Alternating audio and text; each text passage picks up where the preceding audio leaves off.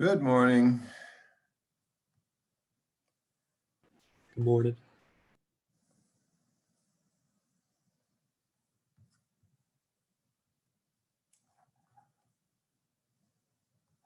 Okay. Check the schedule real quick. Here we are, January 27. Quiz for the module number 2 is due midnight tonight. And first lab is this week. Several questions about how the labs work. There's an announcement called Lab Rundown.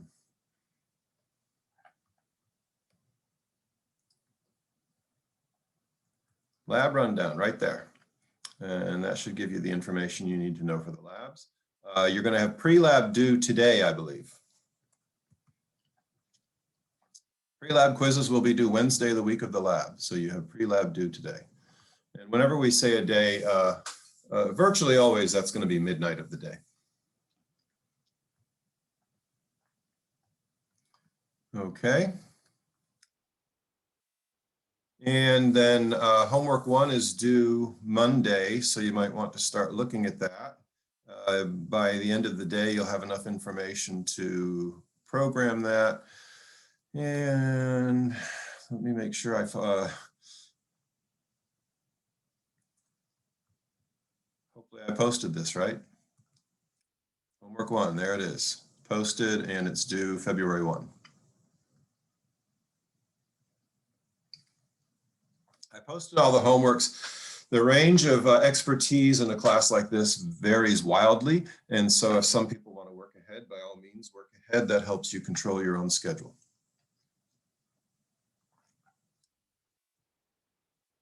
Okay, so what are we doing? We were doing,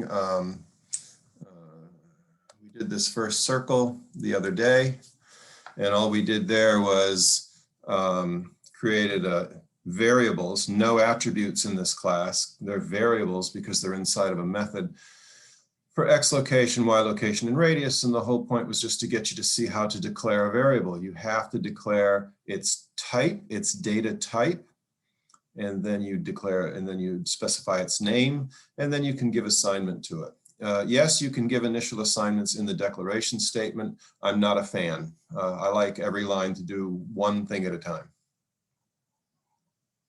And then we just printed out the results. Along the way, this guy showed up, math.py. Capital M math, what does that tell you? It tells you it's an object, it's a class. And the math class is the class that the Java designers gave to you to do all of your math operations. So if you, once you need, tangents, cosines, powers, things like that, you're going to use the math class. You can use it to round integers and turn them, round doubles and turn them into integers. You can use it to create random numbers, all good stuff like that. Math.py, capital P, capital I, that tells you that that is a constant value. And so math.py is how you get a hold of pi. All modern programming languages have some mechanism by which you can obtain pi.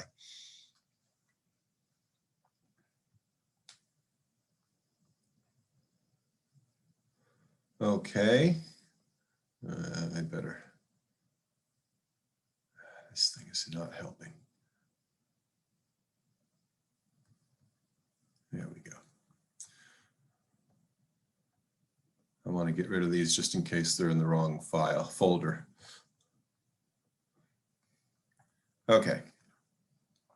So that's a pretty boring circle. And, we're going to start out with these boring things to get to the basics. And the reason I have to do that, I have to make the assumption that, that people in the class have not been exposed to Java. And so I need to start from scratch. So if some of you guys took Java in high school in an AP class, and some of you have just, played with it on your own, that's okay. We're going to catch up pretty quick.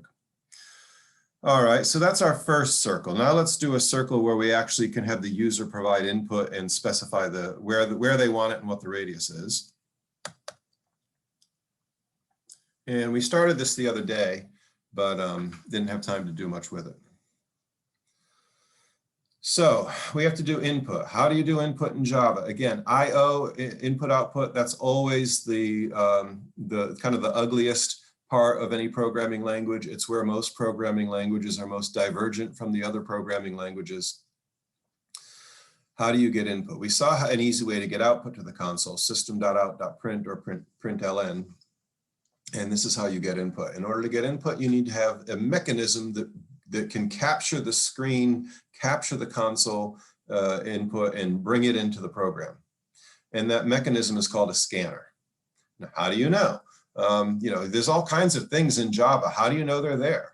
That's what Google is for. That's what tutorial sessions are for. That's what the Oracle help pages are for. There's no way I can teach you all of Java, right, in one semester. It's way too big. It takes, years of working with Java to, understand most of what it offers to you, as with any programming language. So we have this thing called a scanner. Now, the scanner is a predefined class that Java gives to you. There are many of them. And you'll really see the benefit of this when we get into the graphics portion of the course. So how do you know what's there? Google, tutorials, Oracle help pages. And then how do you bring them into your program? These classes are not available to you automatically. You use something called an import statement. So you import java.util.scanner. What does that mean? Java is a language. And inside that language, there's an object called util, which holds all the utility classes. And then one of those utility classes is a scanner. And the scanner brings things in. Notice, by the way, you didn't have to import the math class in the previous example. The math class is assumed to be needed by everybody, so they automatically import it for you. How do you know if you need to import a class or not? Look at examples. Look at the Oracle help pages. And we have our standard line here where we're declaring that we're telling the compiler, hey, I'm about to define a class. Public class circle with input. Circle with input is its name. Capital C circle, that's how we know it's a class. That is not a function of the Java programming language. That is a function of the good programming practices. And then good old public static void main, string args.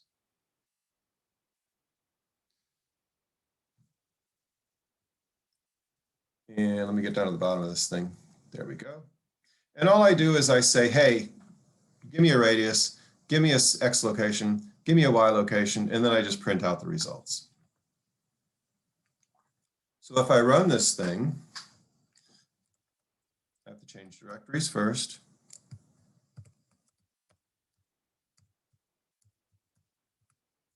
And then I'm going to do my directory and look at all my Java files. And then I'm going to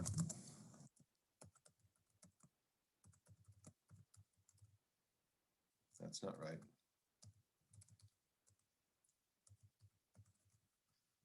Then I'm going to compile it. I have no compilation errors, so I'm happy. And now I can run it.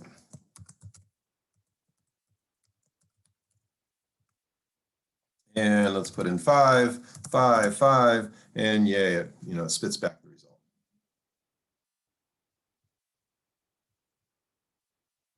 Okay, now there's some stuff going on here. First of all, how many attributes in this class? 0. 0. They would be on lines 13 and 14 if there were any. Since I don't have any attributes and I go right to methods, no attributes in the class. How many methods in the class? No, I'm going to ask this differently. How many methods have I defined in the class? I better ask it that way. 3. Just 3? What are the 3 that you're seeing? X location, Y location, radius. Okay. I would Those say are just variables. one. That's Right. you. The just methods are the functions, right? How many methods have I defined? one. 1, which is main. Main. Now I'm using other methods. I'm using methods that were predefined for me. Anything where you see the parentheses is a method. So down here, this next double, next double, print line, print line, print line. Those are all methods that have been predefined for me that I'm using. That's why I changed my question to say, how many methods have I defined, as opposed to how many methods are there, which is kind of ambiguous question. Okay, and somebody, I'm sorry, I didn't catch your name. You pointed out there are 3 variables, same as before. And now I've been saying all semester, all 3 or 4 lectures that, that you build a class, which is a design, and then you can build objects from the class. So we had a sheep class, and then we would build 3 sheep objects. And I never explained how you build an object. And this is how you do it. So what we did up on top on line 10, import Java util scanner. That does not import a scanner object. It imports the scanner class. And if we actually want to use the scanner class, we have to make an object of that class. Now, once we have the scanner class in here, we can make as many scanner objects as we want. Usually you only need 1. And so we say scanner input equals new scanner system. And boy, that looks confusing to people the first time through. So let's walk through it line by line. When I said here, double radius, what was the job of double? What's the purpose of putting double there?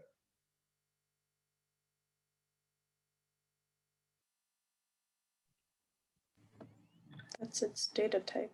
It's its data type, thank you. And what's the job of radius, the word radius?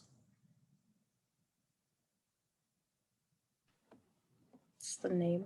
It's the name, very good. You're getting them right, so you can yell it out, right? You don't need to be so quiet, right? All right, so with that as a model, what do you think the word scanner is doing on line 18? Thank you, Milan. What do you think the word scanner is doing on 18? Scanner is a data type, exactly. Exactly. Classes are actually data types. They're called user-defined data types. So scanner is the data type. And now what's the word input doing? Naming the scanner. It's the name, it's right. We're naming that scanner. So it's the same process. You're declaring a variable, or you're declaring, in this case, an object, and it's so scanner equals scanner input. And then I say equals new scanner. Now that new keyword, and it is a keyword, notice it's in blue. That's important.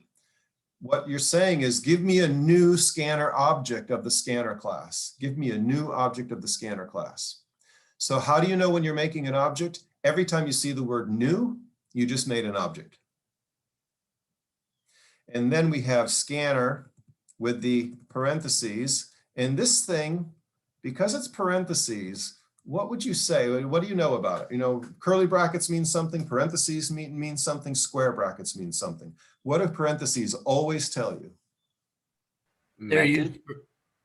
Pardon? They're used for the method. Yeah, they're right. You're dealing with a method. So when we say new scanner, what we have here, scanner with the parentheses, that's a method. It's called a constructor, because it constructs a new object of the scanner class.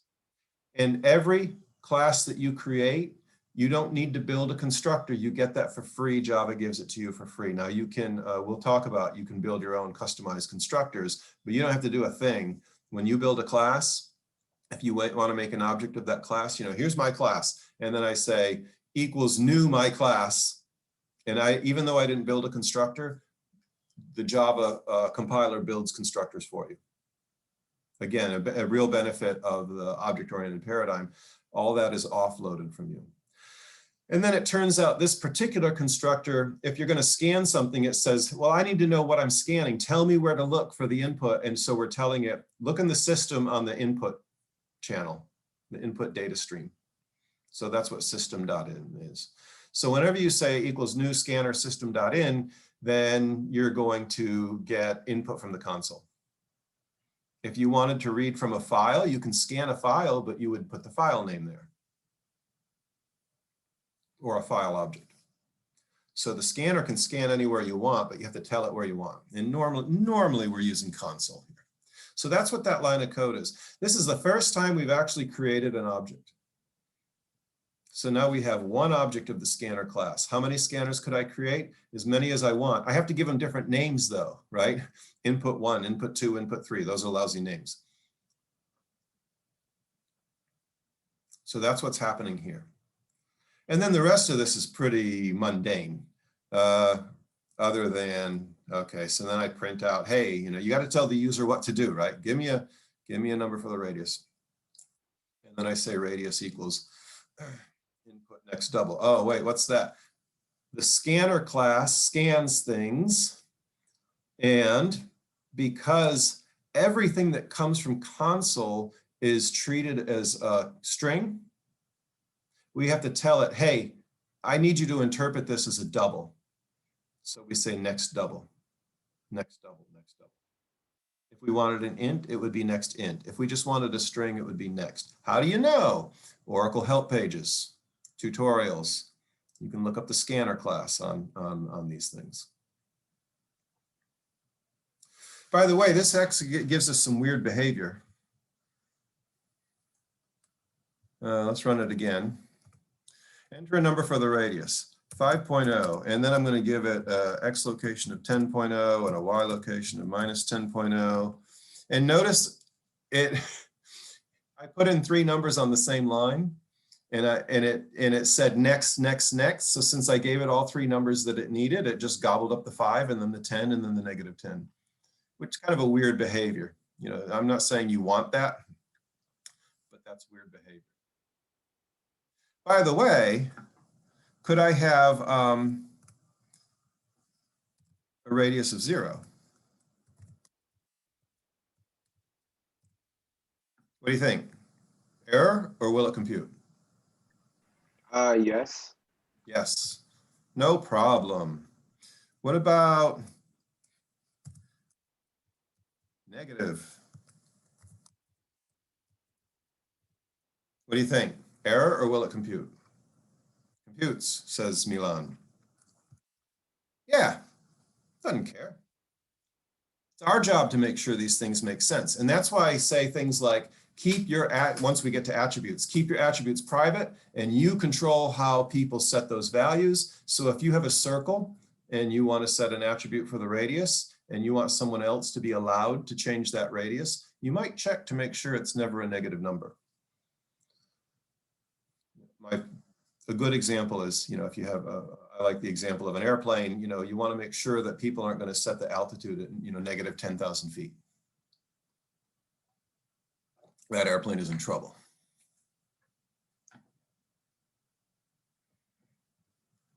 Okay, so this is how we can get simple input. We import the scanner class, build a scanner object, give it a name, and then we say, next, next, next, next double, next int, next for the string. Okay, now why is it input dot next double?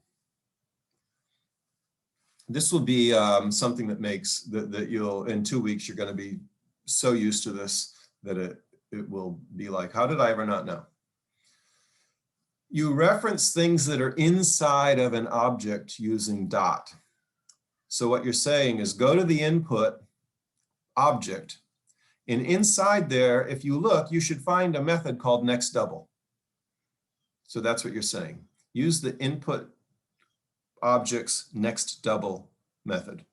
Notice with math.py, look in the math object. You should find an attribute named pi. So it's math.py.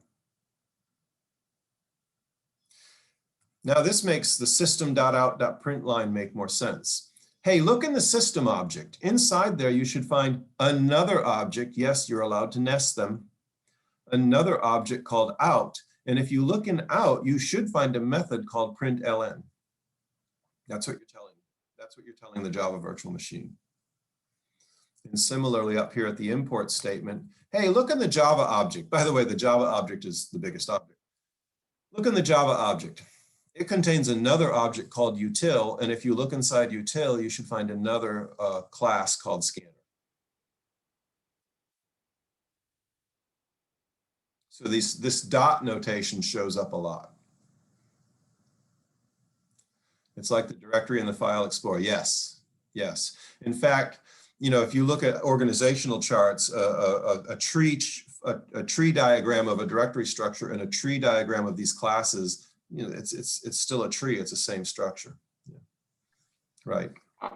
Quick question. takes a little bit of getting used to, but again, in 2 weeks, you're going to be, oh, okay, makes perfect sense. Now, let me do, oh, how did I do that? My computer likes to help me. All right. Notice, by the way, let's do this. I have a question. Please ask your question. Is Java picky with spaces? No. No. In fact, a lot of languages aren't. I think Python is, and that kind of bothers me. But a lot of languages aren't. A lot of compilers, the first thing they do is they remove all the white space. Okay. Now look at how I changed line 18. I got rid of this. I'm just going to get rid of that. I changed line 18. So now I said, okay, scanner input. And I'm going to save that. And then I'm going to compile that. Ah, look what it says. Variable might not have been initialized. And let me check and see if it gave me an actual output. First circle, 9:09 a.m. Oh, it's not going to give me that. Okay. So it gave me an error right off the bat in compilation. And why is it giving me that? It's giving me that because it says, hey, you didn't make an object of that class. You just said you had the class, but look, do I have an object? No. If you don't see the new keyword, you don't have an object. So since I didn't make an object called input, then when I try to do radius equals input.next double, it says, hey, I don't have an object called input. I have a placeholder for an object.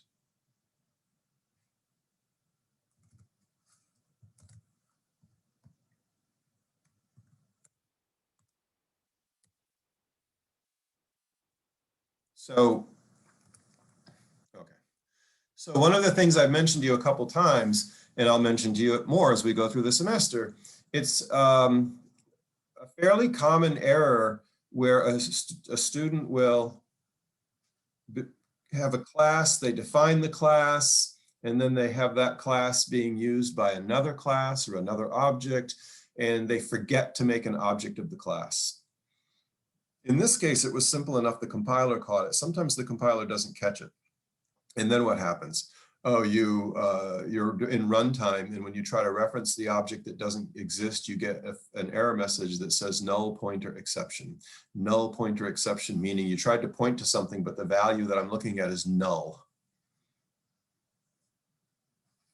So I can't point to anything.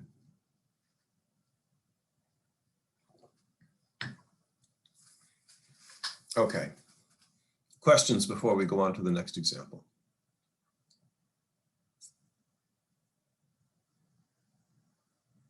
Okay.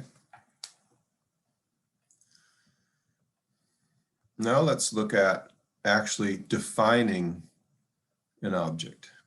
So now I'm going to do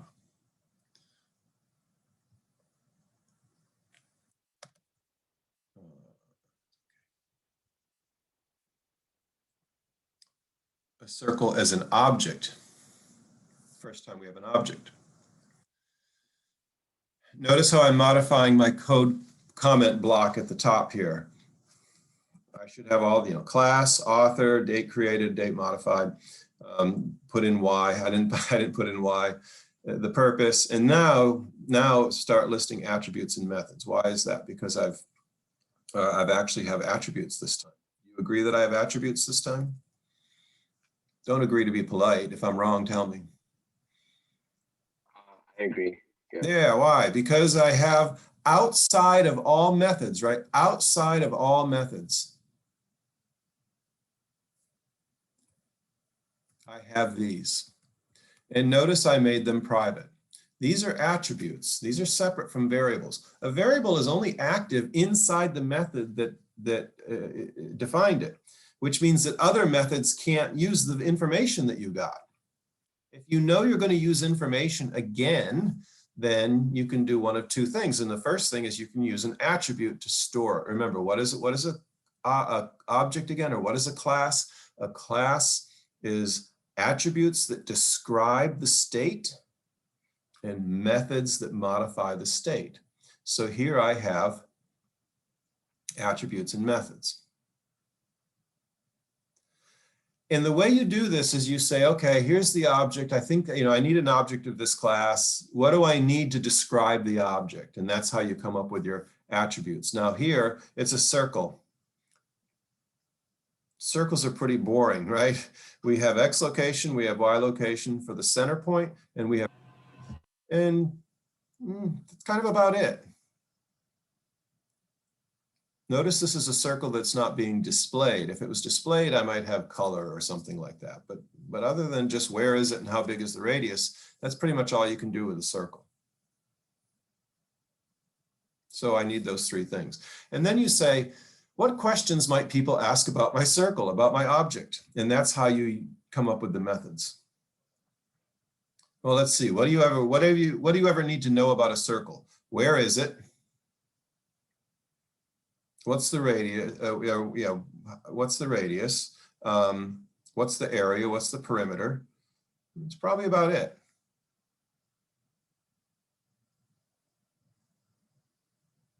So I say, okay, if I know that other entities are going to ask about this circle, they're going to ask what the radius is and ask what the perimeter is, I can make methods for that. So I have a method here called calculate area. Based on its name, take a wild guess as to what it does. It calculates the area. Calculates the area. Again, do I need comments for that? No, because I named it in a way that you have a reasonable expectation of what its job is. And then I have calculate perimeter. Now, how do we do methods again? Oh, okay, so let's go back. Public, static, void, main. Public meant everybody can see it. Static meant that it always exists even before we create an object of the class. Void meant that it returns nothing. And main was its name and string args was its input. Here, public, everybody can see it and use it. Not static, so it only exists after I create an object of the class. Double, it returns a double value, and its name is calculate area. Now notice what I have here, return radius times math pi. That's the area, right? Where is that radius defined? What radius are we talking about? I didn't make a variable called radius inside the method, correct? Is it the attribute? Yes, it's an attribute, exactly. Not inherited yet, Milan, but it is an attribute. So this is the value of having attributes in methods. Every method in the class has automatic access to every attribute in the class. So I can say radius times math.pi. Now, when I first create this circle object, the radius has no value. Java for numerical things will always initialize them to 0. For strings, they initialize them to the null string. For other objects, they initialize them to a null value. So initially that radius is 0. And then calculate perimeter, 2 times radius times math.pi, same radius. Now, how do we get, before I was asking the user, hey, give me an X location, give me a Y location, give me a radius. And here you notice that's not in here. Instead, the assumption is once you start working with objects, you're never going to make a program with just one object because that's not object oriented. You're going to make an object and then you're going to make something that in this case controls or operates that object. So I call that my circle controller class. And since you always have external entities working with your object and manipulating your object, you need to give those external entities access to your attributes. This may seem counterintuitive. What's the number one thing about object-oriented paradigm? Data encapsulation. Protect your data. Nobody can see it unless I want them to. So I make all of my attributes private. But then for every attribute, I automatically put in two little methods. One is called get. It will tell an external entity what the value of that attribute is. And one is called set. And so that will allow an external entity to set the value. So down here, and they're called setters and getters. So down here I have 6 methods, 2 for each attribute. Public double get X location. Everybody can use it. It returns the value of the X location attribute. It's a double, so it returns a double value, and its name is get X location. And yes, there's a capital X there as opposed to the lowercase, and that's only because that's how I do camel hump. That doesn't matter. Now, if you're getting the X location attribute, there's no inputs to that method needed, right? You're just saying, hey, go grab that and return it. And then you're setting the X location attribute. You have to tell it what you want the new X location attribute value to be. So that has an input. And notice the type has to match. What's the type of the X location? If we go back up here, X location, its type is double. So when I return the value of X location, I have to return a double. And if I want to set a new value for the X location, I have to give it a double. Setters and getters. Now here, the technical term are called accessors and mutators. Accessors access the attributes, mutators mutate or modify the attributes. There's your college tuition right there. Accessors and mutators. Everybody calls them setters and getters. It's such a common practice that in Eclipse, once you set up your attributes, you can open up a wizard and Eclipse will automatically create, you go this one, this one, this one, this one, this one, it will automatically create the getters for you, and it will automatically create the shells for the setters for you too. That's how common this is.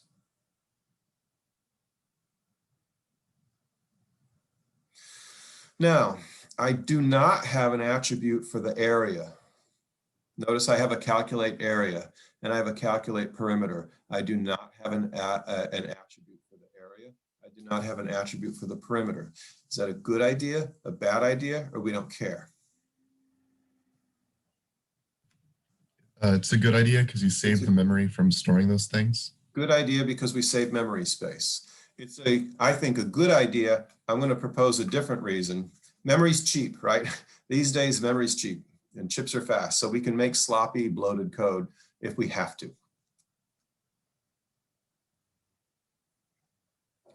Can anyone think of another reason? It does save memory, yes. Can anyone think of another reason?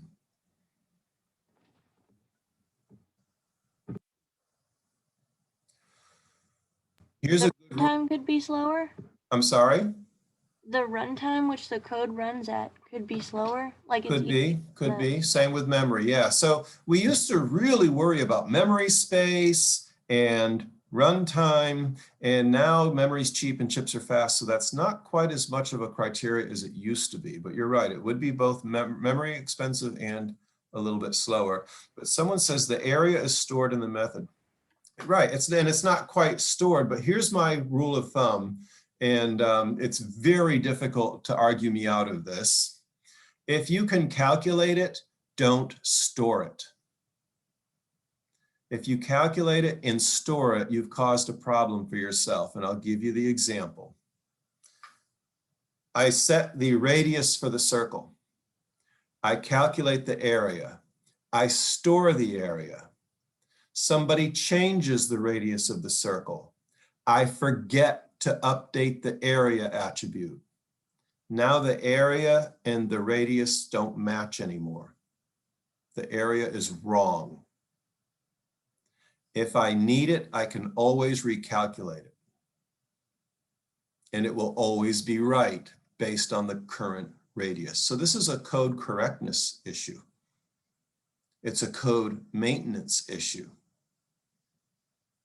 So if you said, oh, I'm going to make my circle and I'm going to store the area, and then 2 years later, someone else has to modify your code and they didn't know you stored the area. Again, in a real world example, that would be more sophisticated and maybe harder for them to see. So they just, allow people to change the radius, but they forget to update the area, and now all their circles are wrong.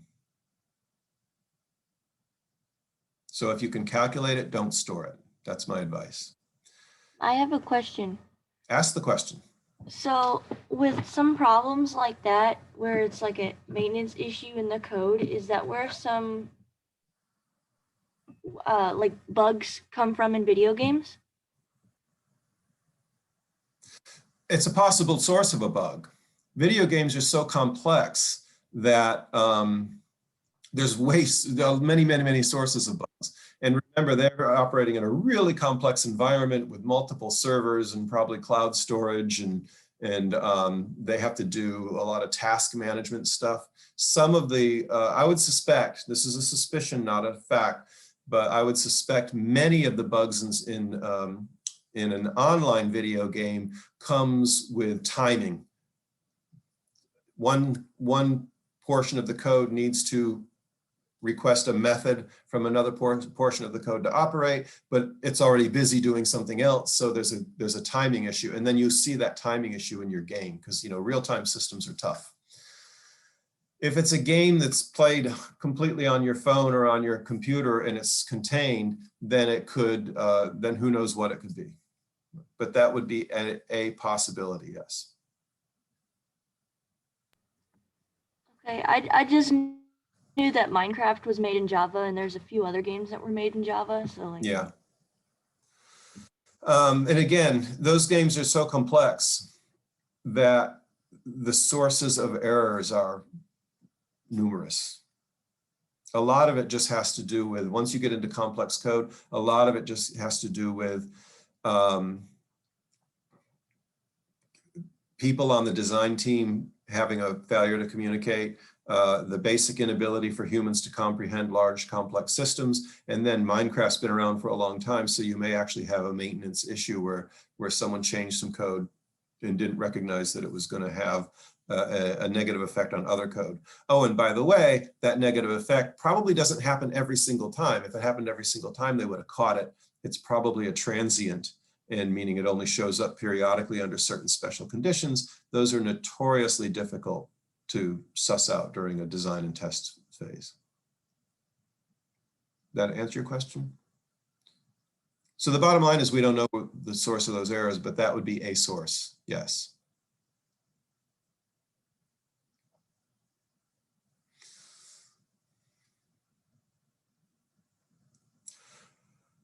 I'm going to say never. The only thing, I guess if we got into a situation where, here's the question, when would it be optimal to store something that can be calculated? And I'm going to say never. Now, the only time you might convince me otherwise is if the calculation was a really, really long calculation. An AI calculation that took 3 hours to complete. Oh, okay, well, you save those results, but you plan for that ahead of time. That's a different situation. Most things that you're going to calculate, most things you want to be very small and very specific. Notice how small my methods are. Again, we're doing simple stuff here, but throughout the course, I'm going to urge you to keep your methods small. How small? 10 lines of code. 15 lines of code. You get above that, maybe you should break that method up.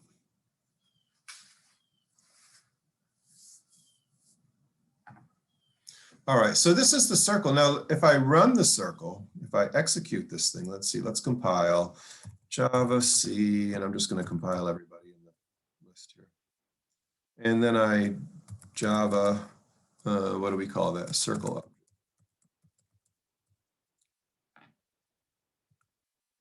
Somebody called the main method. Oh, okay, because in here I have main. Now, why didn't I have main inside here actually do stuff?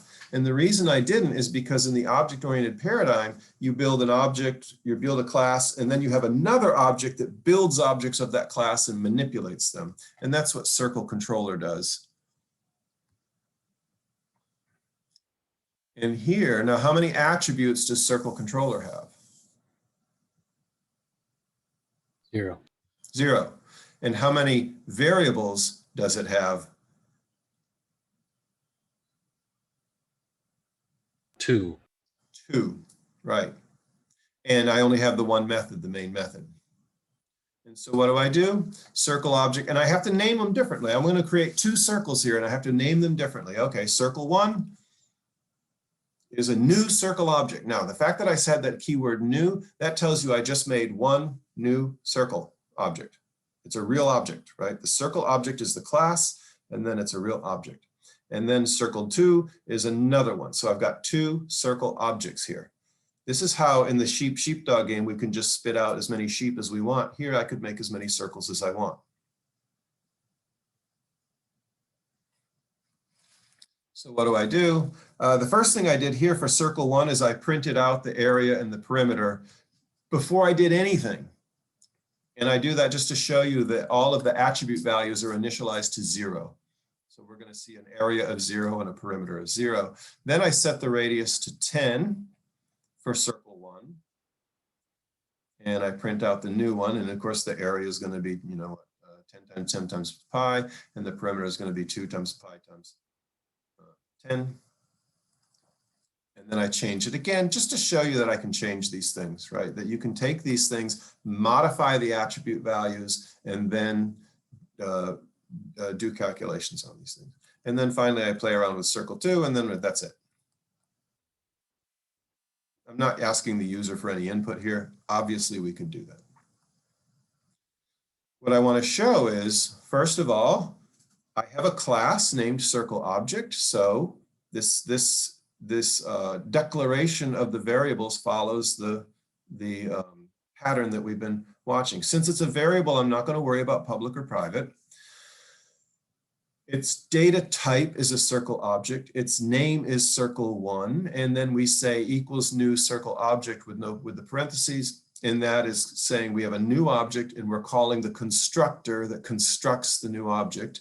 Notice inside circle object, I did not build a constructor. I got that for free. Java gives that to me for free.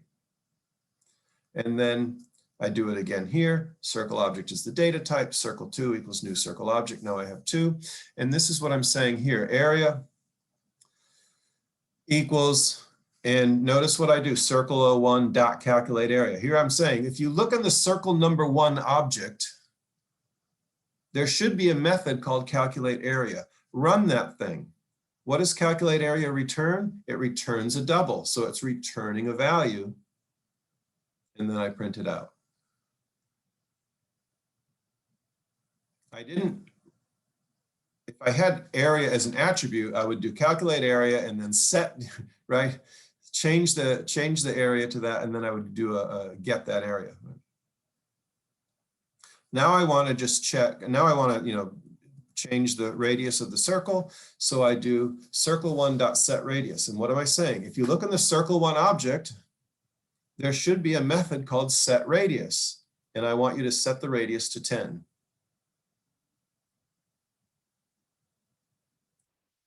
Notice I have two circle objects, and I'm telling the radius to be set to 10. How does the Java virtual machine know which of those two objects? By the name.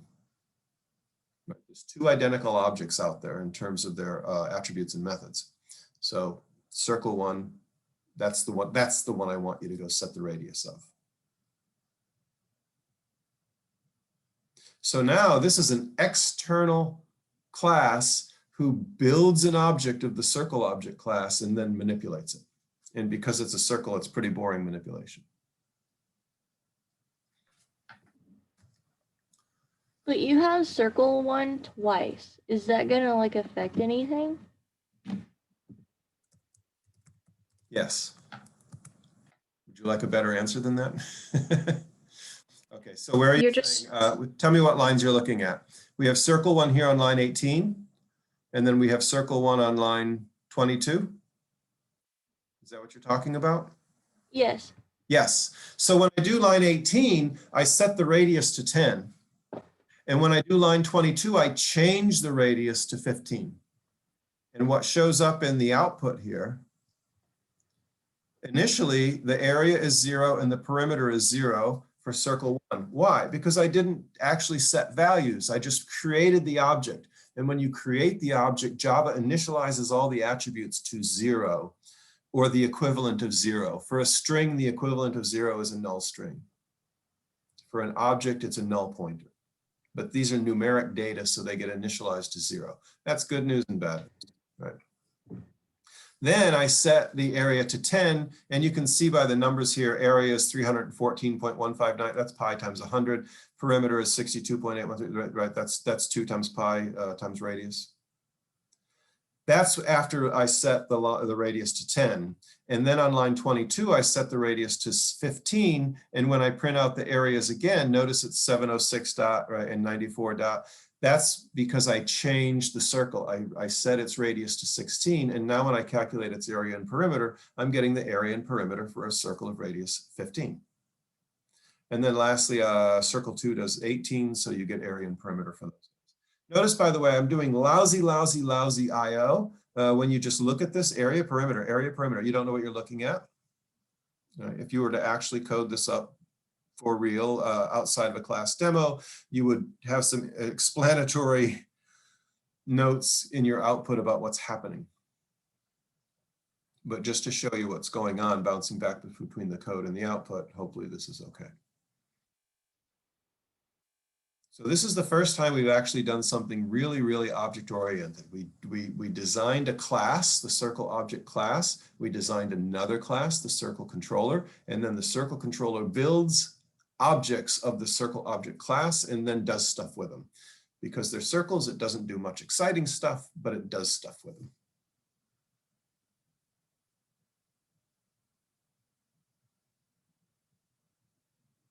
Questions before we go? I had a question about, I think it was line 15. 15 system.out line, yeah. Yeah, so when you see circle dot 01 dot calculate area, is that from the circle object dot Java? Are you calling that method? Or yes. I have a circle, yeah, exactly. Because circle 1 is the name of a attribute, or no, I'm sorry. yeah, okay. And that variable, its data type is a circle object. So the circle object class is where I had to define the calculate area method. That's correct. So what we're saying is, hey, if you go into the circle 1 object, you should find a method called calculate area. Okay. And the same thing on, oh, that sounded positive. I like that. Oh yeah, no, I get it now. The new Okay. circle object, and then you're calling. Okay.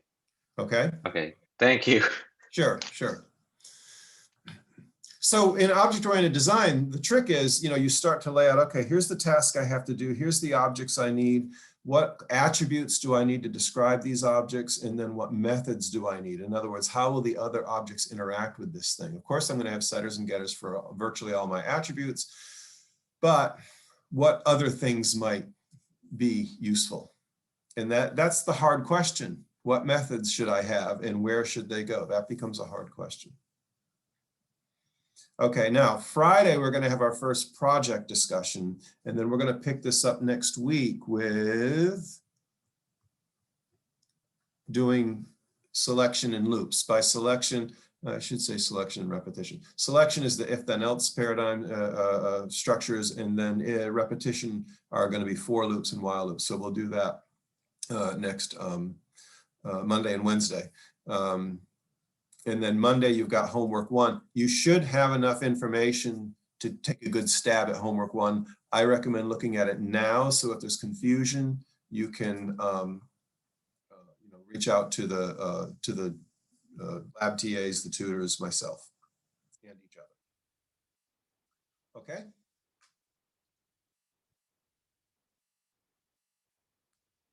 All right, guys. Have a great day. See you on Friday. Thank you. Thank you. Thank you so much. Have a wonderful day. You too.